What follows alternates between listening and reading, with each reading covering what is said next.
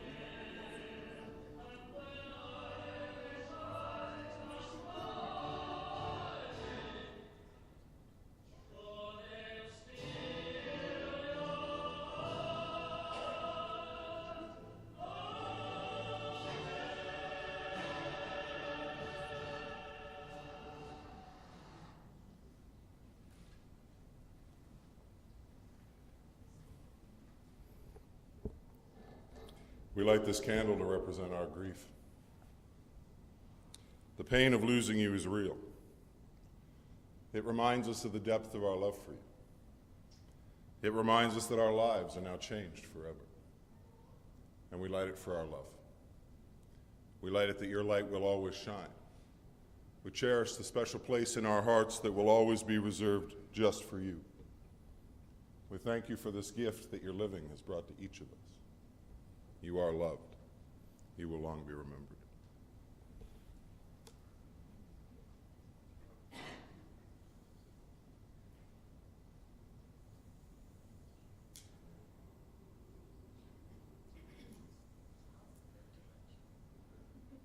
Senior approved.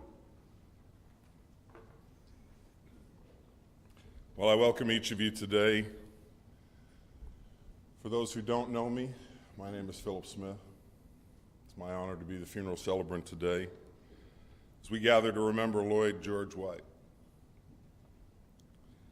And we come today to celebrate our having shared in this life and journey alongside Lloyd, but also to reflect on the vibrant memories that each of your lives shared with him. We're also today here to honor his family, his loving wife and partner for their 45-plus years shared, his Charlene, his loving daughter, Lisa, his loving siblings, Elva and her husband, Don, Nelson, his wife, Debbie, Gail and her partner, Penny, the nieces and the nephews that would call him their loving uncle, and the many, many friends, co-workers, and neighbors that would make up the vast array of lives that Lloyd would influence and offer his love and support to each day. And today we also make special remembrance of those who have meant so much to Lloyd and have already traveled on, now reunited with him once more beyond our sight. We think of his beloved parents, Roy and Edna, his siblings, Shirley, June, and Clifford. Each life gone on before and now sharing time in eternity yet to come. And on behalf of the family, allow me to thank you for being here this afternoon. This outpouring in this space, filling it to capacity, is a great example of Lloyd's influence in each of these lives that are represented here and those lives that are represented across the miles remotely. And this is our time to stop and take a moment to honor Lloyd and the life and the meaning that he brought to each one of us. And we're here today to hear the thoughts, to better understand the values that allowed him to care for and support his loving family for some 79, almost 80 very well-lived years. And as we come together, we stand together with this family to demonstrate our care and support of them today. And well beyond today, I hope as well, as their steps move beyond this chapel into life beyond. Today we focus on those things that made Lloyd very special in our lives, and we embrace those memories with joy as we remember this kind, joyful, humorous, and beloved man. As we move into this time of remembrance, I'm going to invite several of the voices that would share their journey alongside Lloyd's to come and share their thoughts of him with us today. We'll hear first from Tom, a friend from the educational field. Following Tom, we'll hear from Sue, another from the educational journey. And then my thoughts will be shared on behalf of Lisa. Tom, would you come?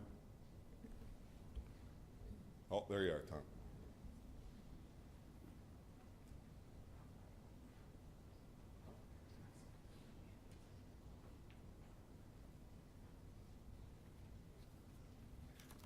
Good morning. I couldn't help but notice the pictures. There's one up there that looks like he's in grade 8 or maybe early high school.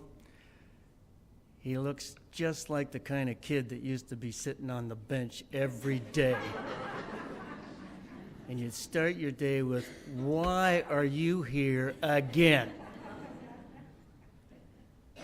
Yeah, that kid was a piece of work, wasn't he? And he certainly turned out that way. It's my privilege to speak to you today at Lloyd's celebration of life, and we should be celebrating. When he passed, Lisa got in touch with me, and we discussed briefly the funeral versus a celebration of life. And the first thing she said to me was, "We need to be laughing." And if you know Lloyd, and obviously you all do, yeah, we need to be laughing when you're thinking about Lloyd White. So I'm going to say a few precious words regarding my good friend, and maybe we'll have a laugh or two along the way.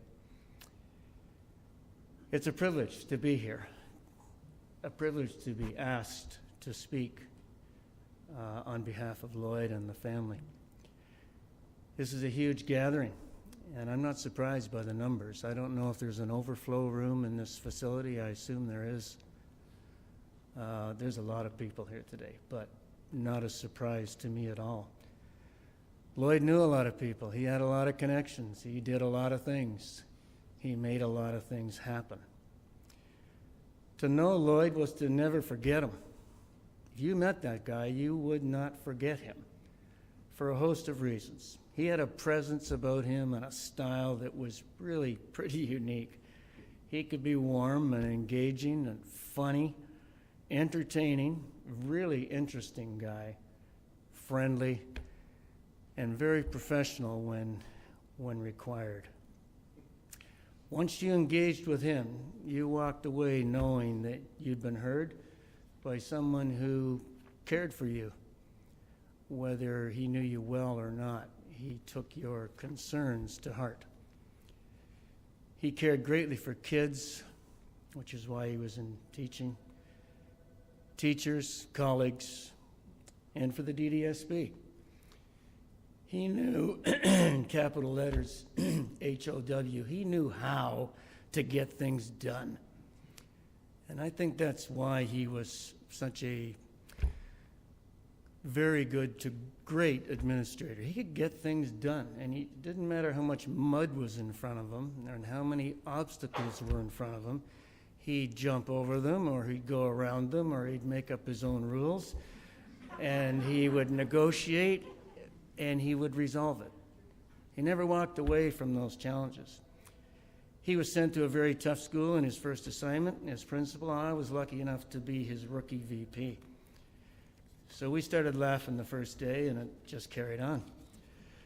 I remember when I first met Lloyd, it would have been in the spring of '78 at the DIA track meets, where his booming voice could be heard over the PA, and I said to myself, that's got to be Lloyd White.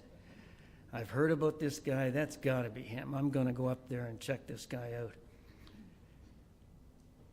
As you know, those DIA track meets have become a hugely successful venture, and DIA, there's probably members here today that work closely with DIA, which is the Athletic Association. He and Gene Schaff and Andy Diamond, and Gary Edgar and John Hinch, those five guys put DIA together. And this year they celebrated their 50th anniversary. They certainly provided competitive sports for thousands and thousands of kids. Once I got to the booth, I realized, boy, this guy's funny. He is a good guy.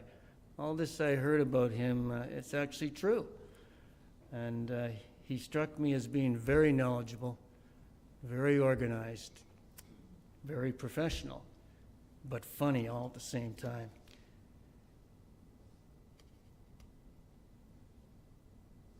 I can honestly say, who didn't like the guy? If you met him, you liked him. There are a few people, though, that didn't like him. And those are the ones that didn't get the answer they wanted. Because Lloyd would give you a truthful answer, and you better be ready for it, because he wasn't afraid to speak his mind. So sometimes you got the answer you wanted, and sometimes you didn't. But he knew when to be direct and when not to be. He was a good listener. If you needed to chat again, the message was going to be coming straight ahead, because obviously you didn't get it the first time. And that goes for the VP as well. The more I worked with him, the more I realized how skilled he was. And his knowledge base was incredible. His planning abilities and his proactive pathways to get things done. He did his homework before engaging with the many challenges of a principalship. He was a master at dealing with controversy and confrontation, criticism, and popularity. If it was good for kids, it was going to happen. Sometimes he invited the controversy, which I used to get a kick of, because I'd say, why are you stirring the pot? Oh yeah, this pot needs to be stirred. You watch this, reminded me of the old saying, hold my beer and watch this. But Lloyd would stir the pot on purpose sometimes, because he knew that was how we're going to get this done. And he was never afraid of that, and he did get things done, which is why so many people respected his abilities. He was very calm and professional under fire. He could take the pressure. He did not lose sight of what was going to be better. When you do what's right, it's not always popular. But being popular wasn't high on Lloyd's list. Obviously he was, but it wasn't high on the list. He's popular because he's so likable and people respected him. If you ask for guidance, be prepared for the answer. But the answer will be guaranteed to be sincere and based on his vast experience and knowledge. Did you ever see his offices? I would walk into his office, it looked like a hotel room. Well, what are these lamps doing in here and all this decor? And this looks like a hotel room. He put me in the old boys' washroom at Queen E. The windows up at the top, you know, they took the urinals out and said, there's your office. Lloyd gets this hotel room. One day he decided to enhance the hotel room, and he says to me, I'm getting a new carpet, wall to wall. Really? That floor doesn't look that bad. He says, no, I'm getting a carpet. First thing I know, it's in there. And then the phone rings. As soon as he submitted the bill to the board, they said, get that rug out of there, and you're paying for it, in and out. He wasn't too happy with that response because it kind of put a damper on his atmosphere.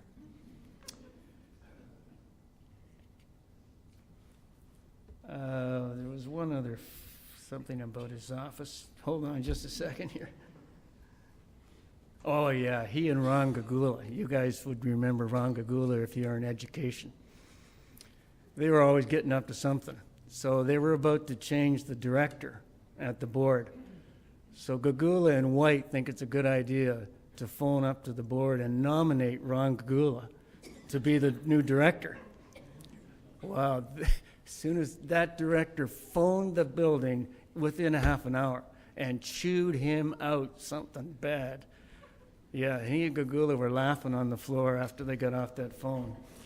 But yeah, they didn't think it was that funny up there. He was a spiffy dresser, wasn't he? Did you see some of those outfits? I'd get on him about what he was wearing, and he'd say, hey, you can't look better than the boss. Okay, backed off. You know, you wanted to go to work when you worked with Lloyd. You wanted to go in. You knew you'd spend more time laughing than crying. You knew there wasn't anything that he couldn't handle. And I was amazed at what he could handle and the pressure that he could take. His confidence and his experience got us through many tough conflicts, whether it be with students or staff or parents or communities or the board, because he was involved in so many areas that he had many challenges. But he could navigate and he could negotiate. Many of you know that he spent several years negotiating on behalf of ETFL.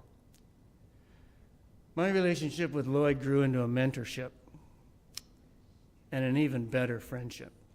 I wanted to learn from him and be with him. So we made a point of getting closer to the Whites, and we spent lots of time with Charlene and Lloyd, not so much with Lisa, but she was off looking after her own career. But we'd go to theater with them and dinners out and home visits and meals together and lots of laughter, which is the way Lloyd wanted it.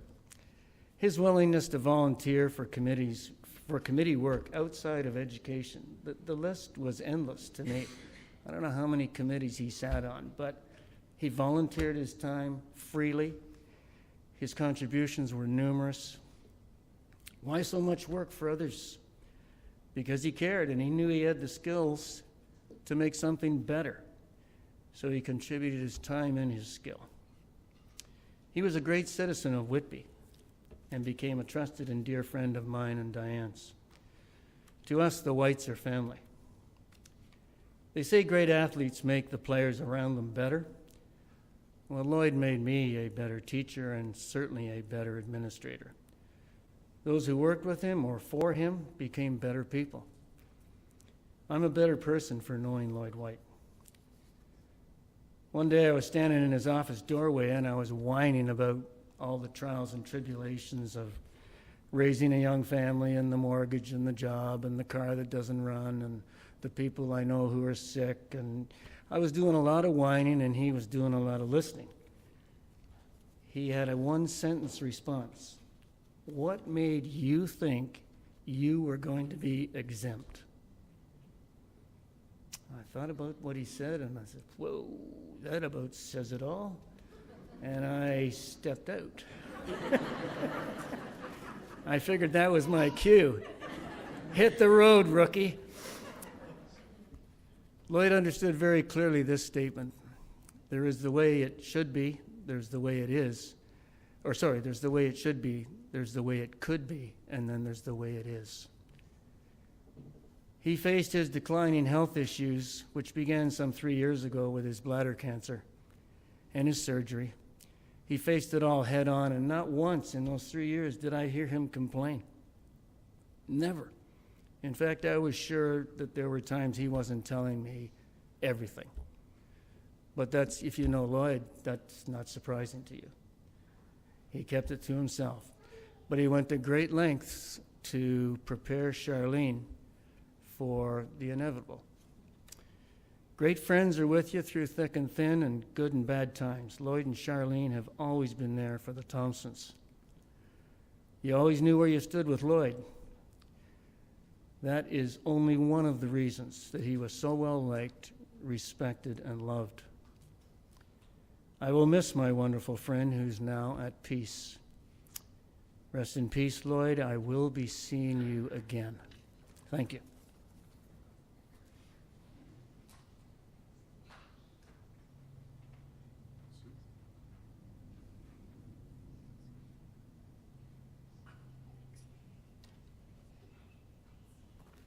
Good afternoon, everyone. My name is Sue Lund, and it's my honor to be asked to say a few words about my longtime friend of 28 years, Lloyd White. I first got to know Lloyd back in 1996 when he came to Dr. C.F. Cannon Public School. He was the principal, I was the teacher there. In Lloyd fashion, he arrived at the school like a whirlwind. All we could hear was this boisterous laughter throughout the halls, and there stood Lloyd, in a suit and colorful tie, of course, with that big, beaming smile full of life. This was the Lloyd we all came to know and love, and this was a true reflection of his vibrant, one-of-a-kind, no-nonsense personality. I immediately took to his friendly, kids come first, no-nonsense attitude, and hilarious sense of humor. The staff loved him. We immediately became friends, and shortly after, I became his vice principal. As time progressed, Lloyd became a great mentor to me, and our families became friends as well. As everyone knows, Lloyd had that ability to quickly make friends and to keep them. Many of his friends and colleagues sitting here today have been friends with him for not years, but decades. That says a lot. After all, he had an incredible sense of humor. He was very charismatic, extremely loyal, smart, always had a funny story for you that he couldn't wait to tell. And let's be honest, we couldn't wait to hear those stories. And on that note, for many years, Lloyd, Charlene, me, my niece Christine, and sometimes Dale would take Lou days from school, and we'd head to Erie, Pennsylvania to Black Friday to do some Christmas shopping. Every year, at some point, after the mall closed, we'd end up at Walmart because it was open later. Well, my good friend Lloyd, unbeknownst to me, would find the most, let's say, interesting, memorable characters he could find at Walmart, and there were many. He'd take pictures of them, and he'd send these pics back to my vice principal, Jack, and some of my staff members, saying that these were pictures of me and what I was shopping for and what I was wearing. I didn't know anything about this until I returned to school. Staff thought it was hilarious, and Lloyd took great delight in plotting and carrying out his little scheme. This became a yearly event for Lloyd, and so he was looking even harder for these characters that he could find at Walmart. You know, in hindsight, I do recall him, texting away and laughing and grinning, and I thought, oh, he's just texting someone. Little did I know, it was about me. And of course, he loved to tell this story to anyone that would listen. Some days this great mentor was more like my great tormentor. One of Lloyd's most memorable traits was his great sense of humor. He had a knack for lightening the mood and bringing a smile to everyone's face. His laughter was infectious, and his jokes will be fondly remembered by all who knew him. When we saw that smirk, we knew we were in for a great story, or we were about to be a part of that story that he would be telling later and later. Lloyd was also known, as Tommy said, for his impeccable dress sense, always wearing a shirt and tie, and not just any shirt and tie. All ties were colorful and holiday and seasonally themed, of course. I can see some of you here today nodding your heads in agreement right now. Our friend Lloyd was never accused or guilty of being a wallflower. If there was any hint of fun, Lloyd was there with bells on, looking to be part of it. After Lloyd retired, I was the principal at a Durham school, and for many months he worked with me as a supply vice principal. As usual, he quickly endeared himself to staff, and one day he came flying into the staff room, enthusiastically began telling this squirrel story. Well, apparently he was outside on a ladder, helping the cable guy install a cable, and suddenly this squirrel came flying out of the nearby tree, causing them both to jump off their ladders and run down the laneway, trying to get away from this oh-so-ferocious squirrel. Can't you just picture it? Oh, I can. By the way, this oh-so-ferocious squirrel was his description, not mine. Apparently they had gotten a little too close to Mama Squirrel's babies, and she was having none of it. So she decided to go after them, hissing, tail flicking, and chasing them down the driveway. Well, the staff and I thought this was hilarious, and the whole staff got in on the fun. They dedicated several bulletin boards in the staff room to squirrel pictures, jokes, and pictures depicting Lloyd being chased by squirrels. They even had pictures of squirrels holding Lloyd's picture up saying, "Have you seen this man?" Some of the pictures even offered a reward. Of course, Lloyd loved this and all the attention, and so we started calling him Squirrel Boy. And of course, he embraced it. So Lloyd's encounter with that squirrel was quite the memorable experience, and he milked the fun in that story for all it was worth. His new nickname, Squirrel Boy, was a source of amusement for him and fond memories for those who knew him. Even Charlene got in on it and was calling him Squirrel for a while. So for years, part of his Christmas presents or birthday presents included some sort of a squirrel candy dish, ornament. Birthday presents had some sort of a squirrel on them. I even had some friends of his and other people looking for squirrel things. And we also took a squirrel ornament one time and stuck it in his garden at his house, and I think he had a pretty good idea where it came from. But one other time, Lloyd, who was supply teaching at another school I was at, came down to the office on a prep, telling my newly appointed green vice principal how a student threw up outside his classroom door and how he tried to buzz the office, but no one answered. And in his loud, boisterous voice, he exclaimed, "That was it, and I'm going to call the board office." And he stormed out. Well, I was at the board office, and my new VP had never met Lloyd, didn't know Lloyd, and didn't know what the hell to do. It wasn't until the end of the day when I returned, after the poor VP, Jack, was sweating the entire day, Lloyd came back with that smirk and boisterous laugh to say, "I was just kidding." Of course, Lloyd and I had a good laugh about it, and go figure, Jack became great friends with Lloyd. There are so many great funny stories about our encounters with Lloyd. Some I can share up here, and many more I can't. But I encourage everyone here today to share a Lloyd story with one another here. There are so many memorable stories that will definitely make you laugh. And I know the Cannon crew that here has many because we've been talking about them outside. Lloyd White was a beacon of wisdom, kindness, and humor in our lives. He leaves behind a legacy of dedication to his beloved wife Charlene and loving father to his daughter Lisa. Lloyd had a profound impact on everyone he encountered, including everyone sitting here today. As we say goodbye to Lloyd, aka Squirrel, we celebrate a life lived to its fullest and a man deeply loved by his wife Charlene, daughter Lisa, family, and many friends. His memory will continue to inspire us, reminding us of the importance of kindness, dedication, and especially laughter in everything we do. Lloyd, you will be deeply missed, but your spirit, stories, and memories will definitely live on in our hearts and minds forever. I'm sure you're up there right now making friends, telling stories, and making someone laugh. Thank you for all your wonderful memories, Lloyd. We will all really, really miss you. Thank you.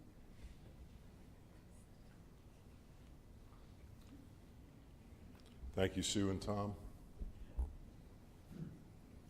It's my honor to share these thoughts from Lisa. Dear Lloyd, we miss you. It's quiet now. Nobody brought more loudness and laughter to our lives than you.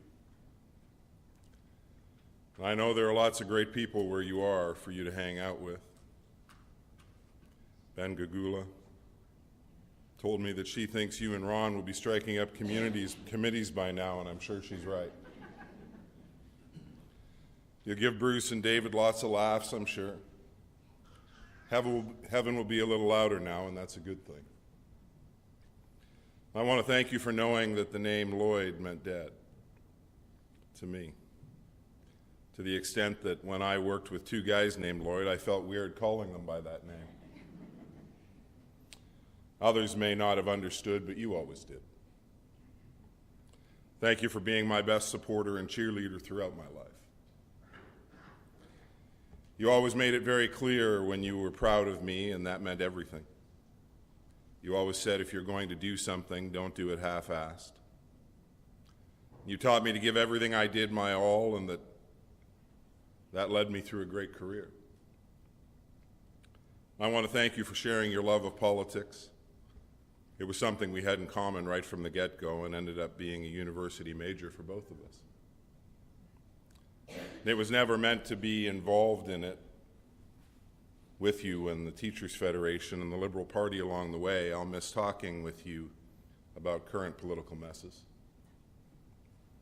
It's lots to talk about, apparently. Thank you for letting me play with chainsaws and shovels and drills, letting me help you with projects. It was always fun to do together, and it always allowed me to be a risk taker and a successful DIYer in my own home now. I want to thank you so much for loving Mom so much, showing me what a great husband looks like. Your example helped me recognize the right partner when he came along, resulting in my own incredibly happy marriage. Thank you for showing me what a good principal looks like and how much fun it can be. You also showed me how to pick the right battles and how to fight for those who needed help. You were the reason I became a principal and a big part of the reason I was successful in that role. You were the first to teach me that everything we do needs to be based on positive relationships. I want to thank you for teaching me all the best curse words in a variety of contexts early on in our relationship. I'm sure Charlene was happy about that. That was probably one of the first reasons I liked you when we met. And it's allowed me to develop a creative, prolific, profane vocabulary of my own. We proved nurture can outdo nature, you and I. And I was yours and you were mine.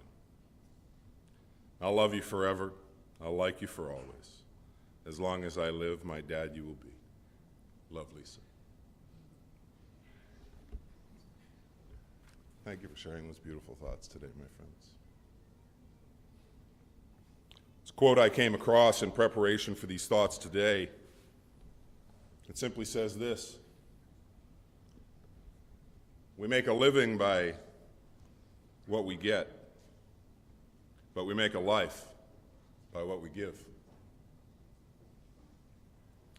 And when we look at this life of Lloyd, we can see the example of a life filled with the value of giving himself to better the lives and experiences of all those around him. We've seen it demonstrated in the stories we've already heard here today and in those warmths of Lisa's thoughts. And what we have seen demonstrated so far is the ability of Lloyd to share of himself with so many within that journey of these 79 years that would walk alongside his. That journey that would see him welcome to the warmth and love of his mother Edna and his father Roy on the 27th day of May in 1944. As they would welcome him and give him the name Lloyd George. And he would be part of the White clan, along with the 7 siblings that would also carry that name. They would fill the edges of the family table, make a life together along the shores of Rice Lake in that little spot on this map called Harwood. The years in Harwood would see Lloyd learn the joy of sharing the journey of labor alongside his family. As the Whites would be farmers, and whether it was the cattle or the chickens and the land, no doubt there was always something that needed to be done.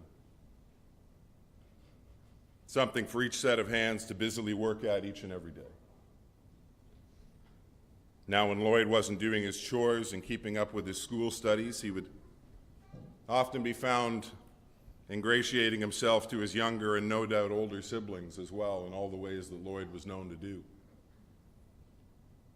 Let me give you an example of one of his favorites.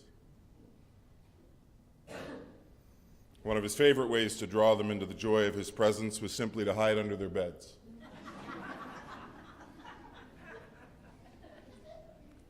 And when all was quiet, the night had come, sleep was falling, Lloyd would quickly make his presence known from underneath that bed. Needless to say, it wasn't one of their favorite pranks. And apparently Clifford slept with the lights on until the day of his passing, just in case Lloyd ever got a key to his house.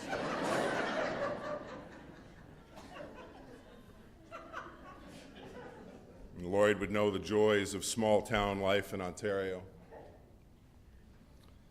with his family also owning the general store. Well, he would always have loads of things that would keep him occupied. No doubt the Whites would be the most popular kids in their classes as they had all the keys to the candy.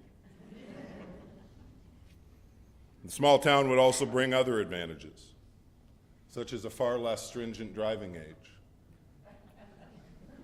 and younger than average lives like Lloyd whipping up and down the back roads was not an unheard of thing. When the summer months allowed for time away from the world of their daily chores, Lloyd would love the time shared on the shores of Rice Lake, keeping cool all summer long and making the most of building friendships and enjoying the journey alongside each of those he called family. The years of his one-room schoolhouse would come to their end, and off he would head down to Coburg for those high school years. They would start in West High School in Coburg, and he would end up graduating from the newly minted East High School in Coburg. Somebody needs to talk to Coburg and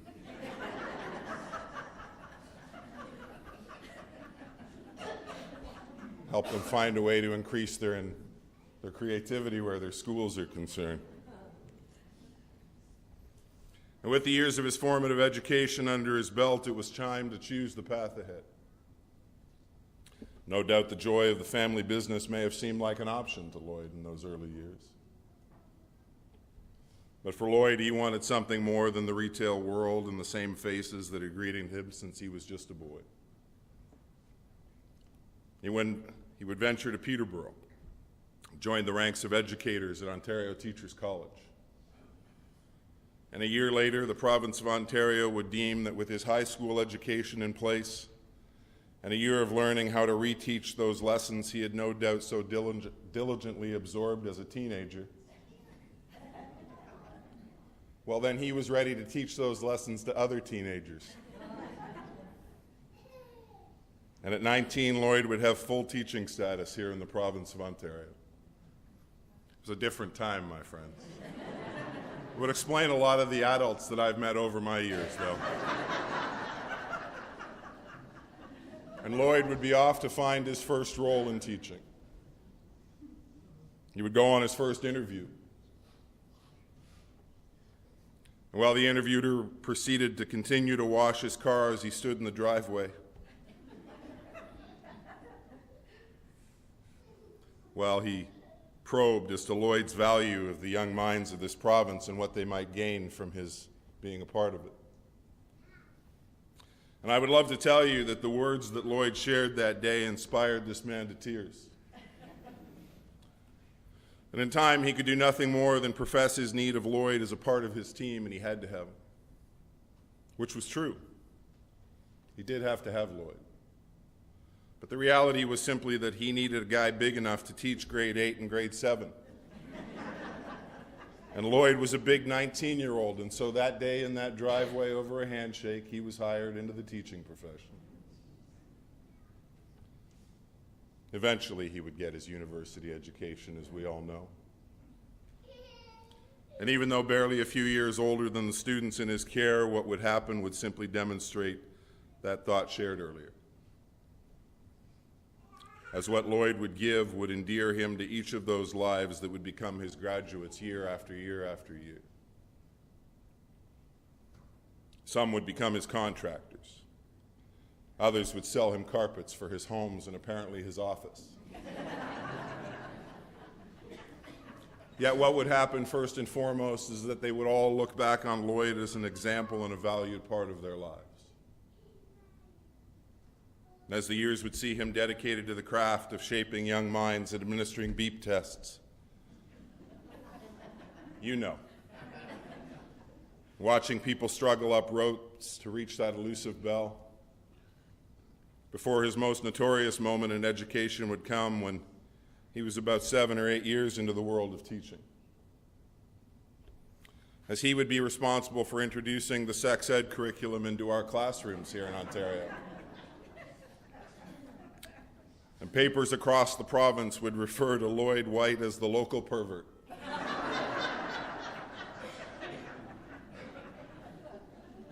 And if you knew Lloyd at all, you knew he found that quite amusing. Almost as amusing as his counterparts when seeing him take on the role of phys ed consultant for the board.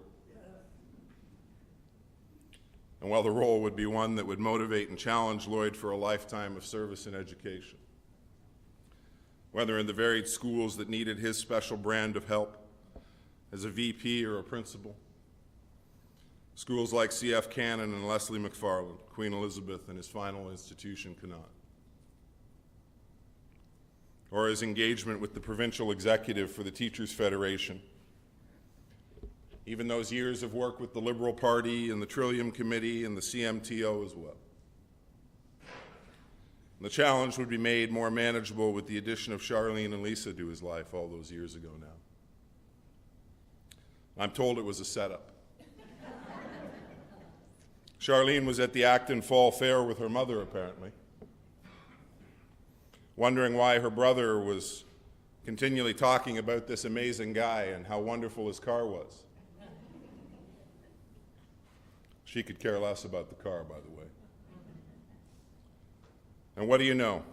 Who would happen to show up at the Acton Fall Fair that day but one Lloyd White? Almost as quickly as Lloyd would come on the scene, Charlene's family would disappear into the ether that is the wonder of cotton candy and cow judging,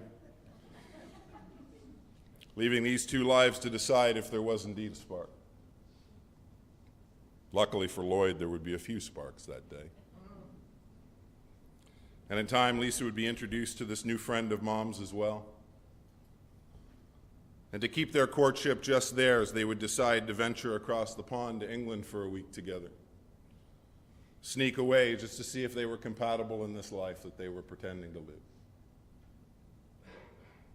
Between that moment and the wonder of the open-air fall fair in Acton, complete with all the things that come with a fall fair,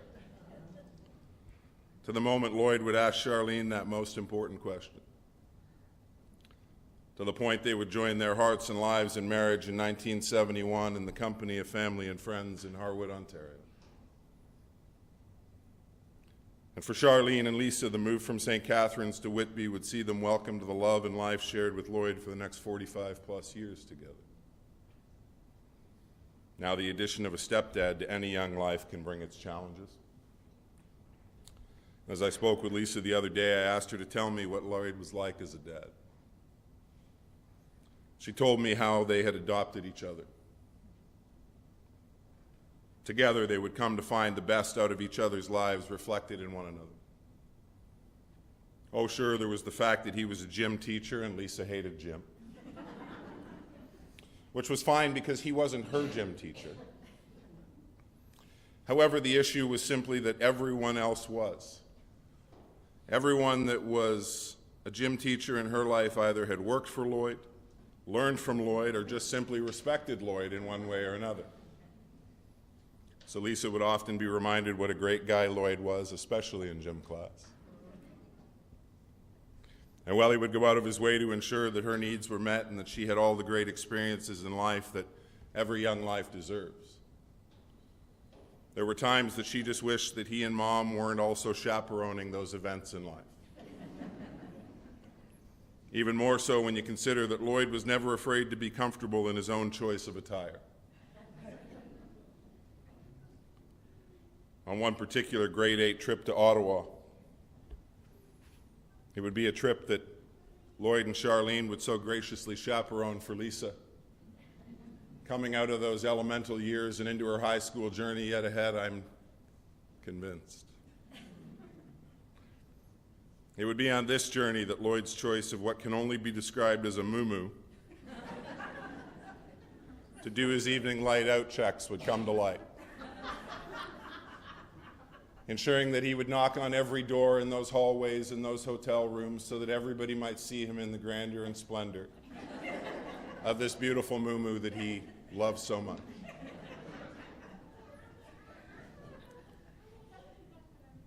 Which led to his new title, the Jungle King.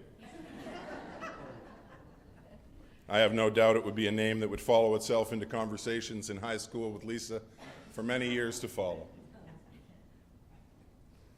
Yet she would also learn the value of understanding the world around them as well, whether politics or simply conversation shared, or his willingness to let her learn to be a little handy, chainsaws and all. For Lloyd and Charlene, they would find the joys in building a life together, whether it was campaigning side by side for another year at the Teachers Federation, or just enjoying a trip to the mall, and utilizing Lloyd's skills at finding the best value on everything on her list. And if that meant they had to drive all the way to Oshawa to go to Nob Hill and save 10 cents on a loaf of bread, well, that was 10 cents he wasn't spending on bread, people.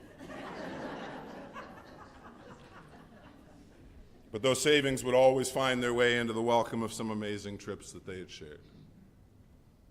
As together they would venture to China and Jamaica, Barbados, and Ireland. Even down the East Coast, and the joy of Newfoundland would be found. Many of those trips would see them share the journey with friends and family along the way, and sharing time with in-laws would become a joy for each of them. For Lloyd, the years of owning trotters with Steve would be wonderful times shared. Whether they were running at Greenwood or Mohawk or St. Catharines, it wouldn't matter which track they were on.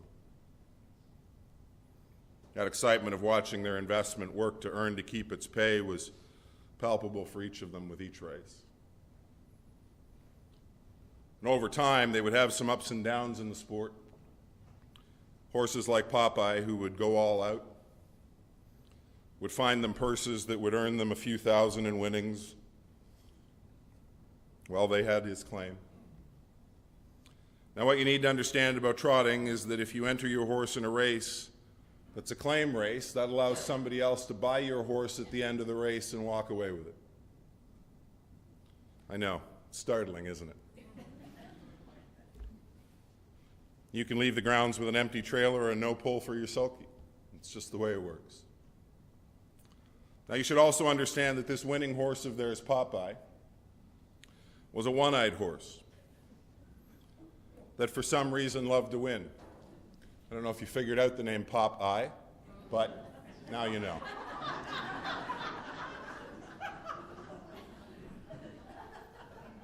One day, the boys would decide that they'd put him in a claim race. Popeye would win and he'd get claimed. Not an expected event. So they'd invest in a little more horsepower on the next one, and his replacement would be a little faster. Apparently, though, the new one wasn't able to turn corners, which is kind of important when you're racing in ovals. They should have known that the trotter named Lefty was a bad claim. Thought you'd appreciate that one. Friends would also play such a pivotal part in these years as well. For Lloyd and Charlene, the friendship shared with Bruce and Pat would be one of their most cherished. It would start on that Christmas Eve of '79 in the quiet of Whitby when a large man in a long trench coat would slowly approach their front door at the home of Bruce and Pat Taylor. And upon opening the door to this hulking stranger, they would be greeted with the gift of some homemade chocolate and the warmth of a Christmas greeting from a new neighbor. And from that first Christmas, and for each one that has followed, the bond between these lives would remain steadfast,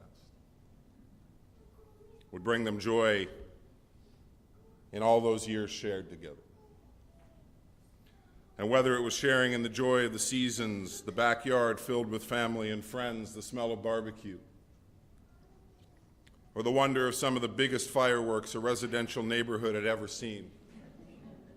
I'm sure if you were neighbors of Lloyd's, you might have wondered about your foliage. Or the sounds of New Year's being celebrated long into the hours of each January 1st morning. And while they would share so many great moments together as friends, that view from 20 feet away may have made you wonder about Lloyd. I mean, many of those times shared between Lloyd and Bruce would see them involved in working on a project together, which meant that Lloyd would be fully decked out in his work gear, which was made up of one of his favorite shirts, with the arms torn off, probably for speed of movement, I have to imagine. And whatever his choice of pants was for the day, accented by those famous rubber boots that he would wear. If you've seen them, you know they were always cut right down to the ankle. Ease of movement, I have to imagine again.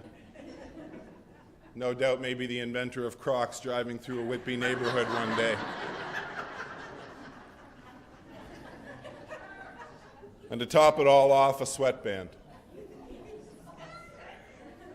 And while many in this room are mature enough to remember the sweatbands of our youth, looking like a striped sock keeping sweat out of our eyes, well, Lloyd would have his own take on such a device. Because as soon as he would blow the bottom out of a pair of jockey shorts, there was no real reason to throw out the upper elements because they were still good. So you would often walk past Lloyd's place, seeing him walking through life with a severed waistband from an old pair of underwear stretched around his sweating head. Yep, if you ever wondered if your eyes were playing tricks on you, rest assured, my friends, that was actually a custom-made Fruit of the Loom headband.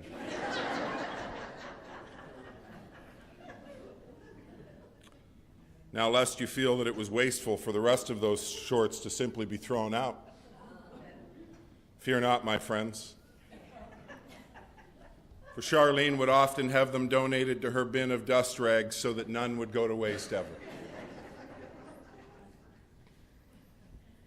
I'm sure after a good wash, there were no streaks.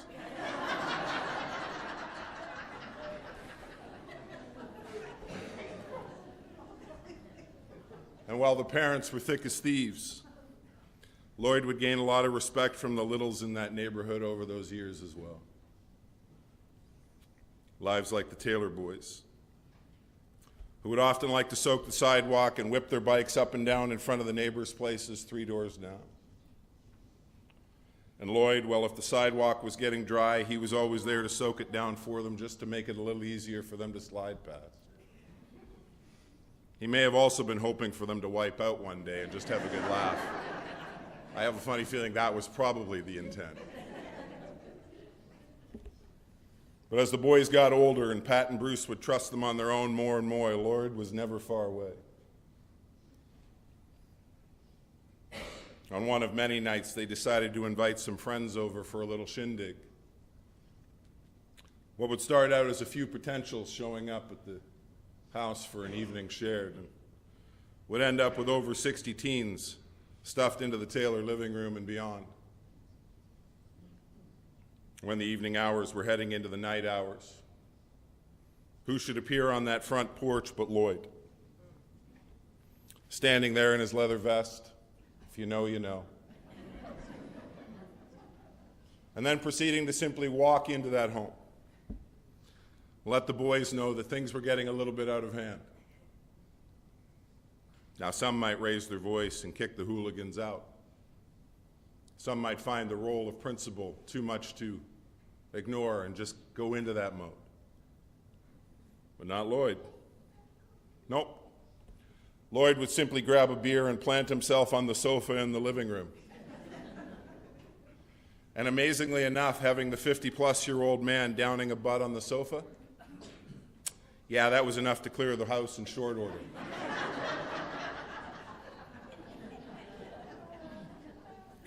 You can ask the boys to tell you the story about the time he showed up to clear the house and challenged everybody to a drinking contest. That's a fun one.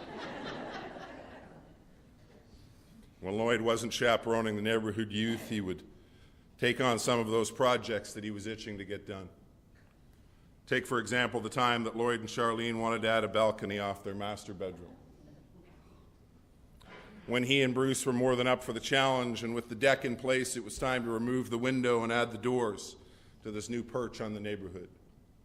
Think of him as Admiral Boone in the crow's nest for his neighborhood. And as they began the process, Lloyd would proceed to put the drill through his thumb and then wonder why everyone was asking him to go get a tetanus shot. There was no time. It was getting dark, and the work had to be completed. On they plodded together.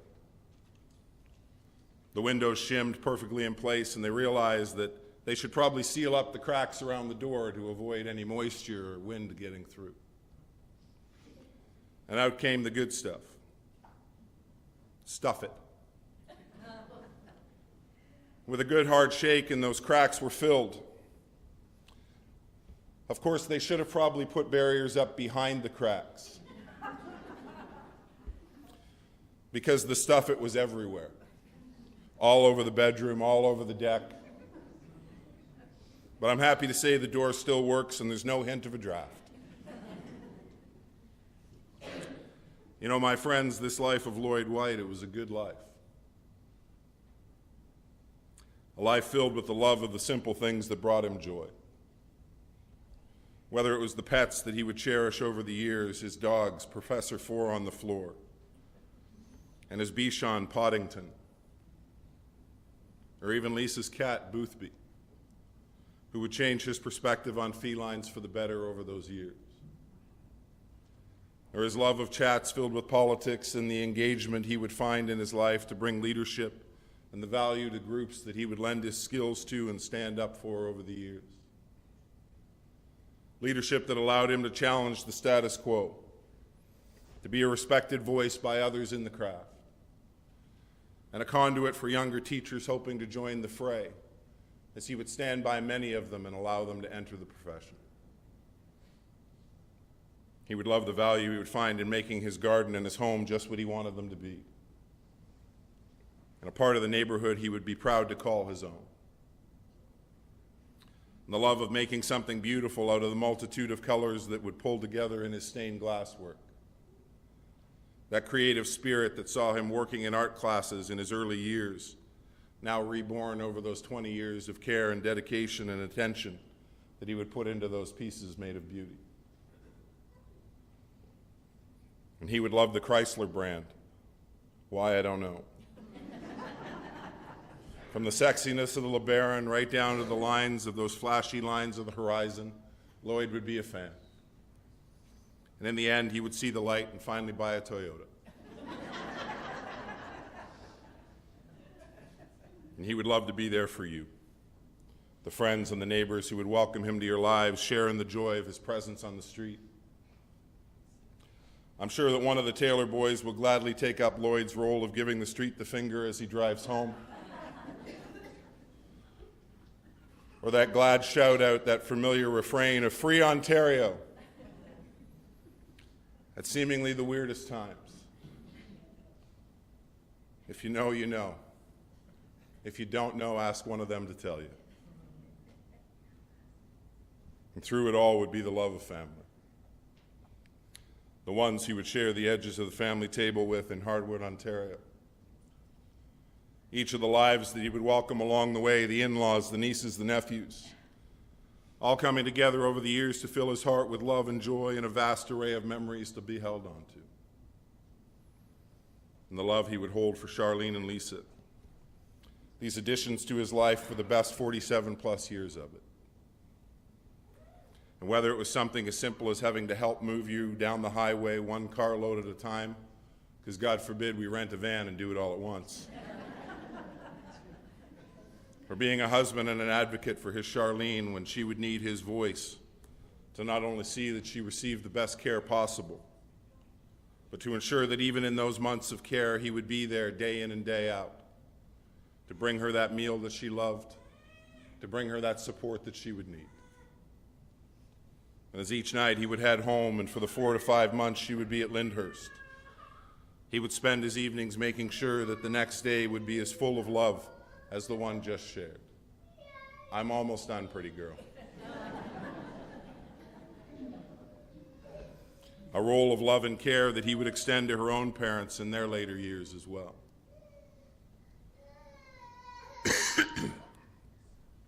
And all that love, care, attention, and joy that Lloyd would pour into each life that would walk the steps of these 79 years by his side.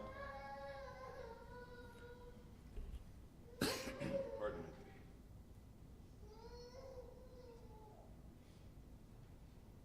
It would be poured back into Lloyd over these last few years of his journey.